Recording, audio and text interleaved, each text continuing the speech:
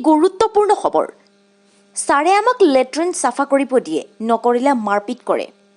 নগাঁও জিলাৰ জুৰিয়া শিক্ষাখণ্ডৰ অন্তৰ্গত 1035 নং মুক্তাব বিদ্যালয়ত মধ্যাহ্ন ভোজনৰ নামত বিদ্যালয়ৰ প্ৰধান শিক্ষকৰ ভয়ংকৰ দুৰ্নীতি।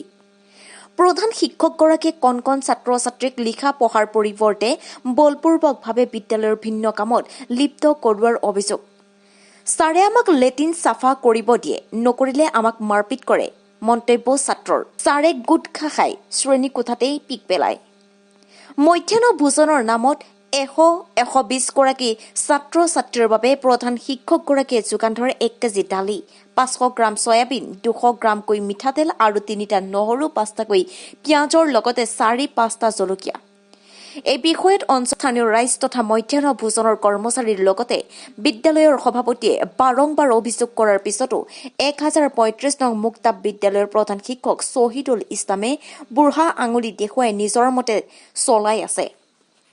মধ্যাহ্ন ভোজনৰ কৰ্মচাৰীক প্ৰধান শিক্ষকে যোগান ধৰি দিয়া অনুযায়ী মতেই কাম চলাই নিবলৈ ভাবুকি দিয়ে আৰু এই কথা প্ৰধান শিক্ষকগৰাকী নিজ মুখেৰে অন কেমেৰাত স্বীকাৰ কৰে। ইয়াৰোপৰি সাংবাদিকৰ উপস্থিতিয়ে 2-4জন ব্যক্তিৰ জৰিয়তে উত্তপ্ত পৰিস্থিতিৰ সৃষ্টি কৰে প্ৰধান শিক্ষকগৰাকী। ইয়াৰোপৰি সাংবাদিকৰ উপস্থিতিতেই 2-4জন ব্যক্তিৰ জৰিয়তে উত্তপ্ত পৰিস্থিতিৰ সৃষ্টি কৰে প্ৰধান শিক্ষকগৰাকীয়ে। এই ভয়ংকৰ দুৰ্নীতি তথা অনিয়ম সংঘটিত হৈ থকা 1035 নং মুক্তাব বিদ্যালয়ৰ ঘটনাক কেন্দ্ৰ কৰি হোৱা পৰিস্থিতিক সঠিক তদন্ত কৰাৰ দাবী উত্থাপন কৰে স্থানীয় সচেতন ৰাইজে।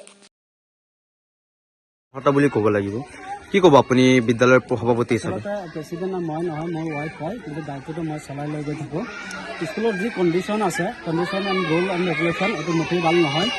যিটো স্কুলত আপোনাৰ 9:45 আপোনাৰ ক্লাছটো আৰম্ভ হ'ব লাগে, 9:45 ক্লাছটো আৰম্ভ নহয়, 10টাৰ ওপৰত পাৰ হৈ যায়। আপোনাৰ ডেৰটামান বজাত স্কুল ছুটিয়ে হৈ যায়, 12টা বজাত ল'ৰা ছোৱালীয়ে খায়। তাৰপিছত স্কুলত যি কণ্ডিশ্যন লিখা পঢ়া একেবাৰে নাই। আৰু যিটো বিদ্যালয়ৰ খোৱা বোৱাৰ কথা আছে, এইটো আপোনাৰ 200 গ্ৰামহে এটা তেলৰ টেমা আনে আৰু 100 গ্ৰাম বা 200 গ্ৰাম চয়াবিন আনে, 1 কেজিমান দালি আনে। এতিয়া আমি চৰকাৰক এইটো জনাব বিচাৰিছোঁ যে আমাৰ স্কুলখনত অতি সোনকালে আমাৰ হিমন্ত চৰকাৰে এইটো মানে ব্যৱস্থা ল'ব লাগে। আৰু এইখন যিটো শহীদুল ছাৰ আছে, হেডমাষ্টাৰ আছে, সেইজন হেডমাষ্টাৰক আমি নাচাওঁ এইখন স্কুলত, আমি তাক বেলেগ স্কুললৈ ট্ৰেন্সফাৰ কৰিবলৈ আহ্বান জনাইছোঁ। আৰু যিটো আমাৰ কমিটি আছে, কমিটিয়ে আৰু আমাৰ শহীদুল ছাৰে হেডমাষ্টাৰে এইটো একেবাৰে মানি নলয় যে অফিচিয়েল বনাইছে কমিটি, আমাৰ কোনো দৰকাৰ নাই, আমাৰ দৰকাৰ আছে BO অফিচত আমাৰ মানিলে। মই সেইটোৱে কি ক'ম, তেখেতৰ মানে এইটো মাহ যোৱা নৱেম্বৰ মাহৰ বিলখিনি আমি গোটেইখিনি দিলোঁ, 1000 টকা পাব তেখেতে। আৰু মই যেতিয়া মই ৰিচিভ আৰু বহীখন চালোঁ, দেখিছোঁ যে মালৰ দামটো সিহঁতে বেছিকৈ ধৰিছে। দেখুৱাব পাৰিম, প্ৰুফ আছে মোৰ তাত, চাই ল'ব। তাৰপিছত এইখিনি দেখি পেলাই সিহঁতক মই কৈছিলোঁ যে তোমালোকৰ লগত কথা আছে, তোমালোকে যে মাল দিলা 3-4 মাহ, মালৰ লগত মোৰ ভৰ্তিৰ লগত মোৰ স্কুলৰ লগত নিমিলে, পইচাখিনি বেছি হৈ আছে।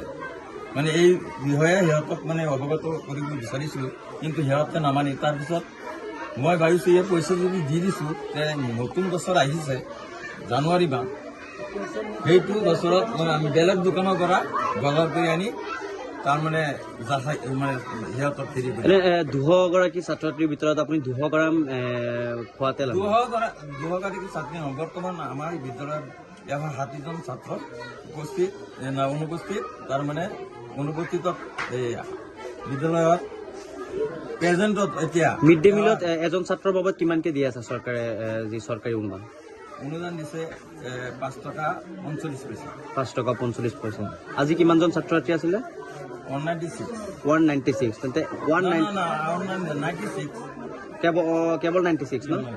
ধৰক 100জন ছাত্ৰ ছাত্ৰীৰ ভিতৰত 200 গ্ৰাম খোৱা তেল হ'বনে? এইখিনি 96, 100 গ্ৰাম 100 তলত হ'লে আমি 200 গ্ৰাম দিওঁ।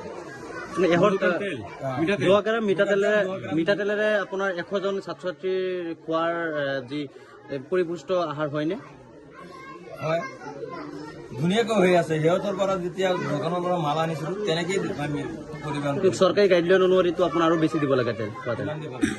100 গৰাকী ছাত্ৰৰ মাজত 200 গ্ৰাম খোৱা তেল নহয় নেকি?